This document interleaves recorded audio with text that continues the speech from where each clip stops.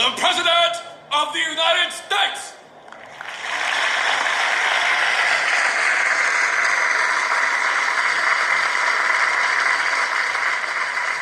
Resistance to the war was growing. Mr. Lincoln needed to reinvigorate the people, to explain to them, and perhaps himself, why this endless plague of war must continue. 70 years ago, our fathers brought forth upon this continent a new nation, conceived in liberty and dedicated to the proposition that all men are created equal.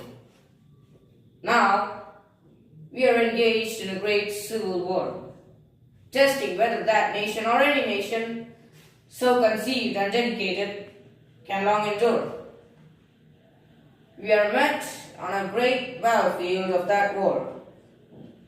We have come to dedicate a portion of that field as final resting place for those who here gave their lives that that nation might live.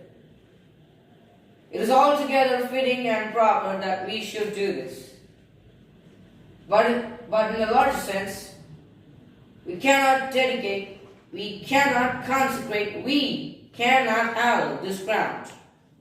The brave men, living and dead, who have struggled here have consecrated it far above our poor power to add or retract.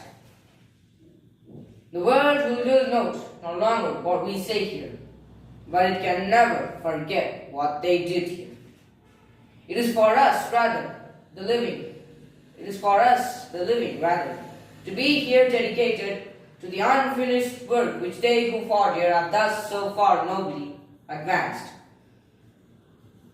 It is rather for us to be here dedicated to the great task remaining before us, that from these honored dead we take increased devotion to the cause for which they paid the last full measure of devotion.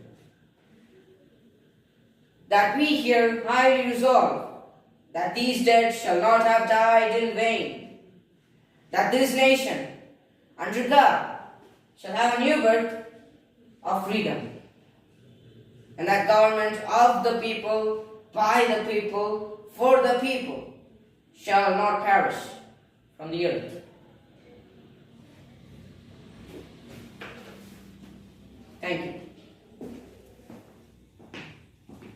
Hi friends, my name is Jasper. You might have noticed me in the small speech of mine which I've been practicing for my fancy dress competition. Can you guess the personality of the person? Yes, he's Abraham Lincoln, the former President of the United States of America. During his period, America was a great nation. I believe that it's because of the proclamation on National Prayer Day. So, my dear friends, ask for God's blessings that you'll receive it. In the Bible, Matthew chapter 7 verse 7 says that, ask and you'll receive it. Thank you and God bless.